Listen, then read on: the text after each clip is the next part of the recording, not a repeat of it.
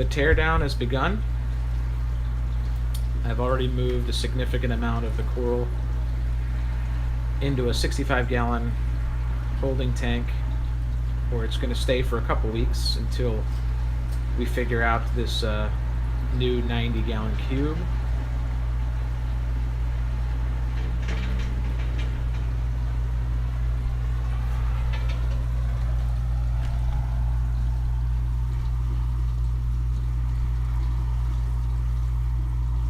Monoporous spongotes,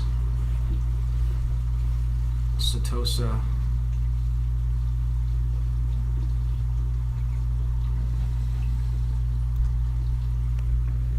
it's a pretty good piece of brain coral. Bigger than the size, about the size of my hand, I guess.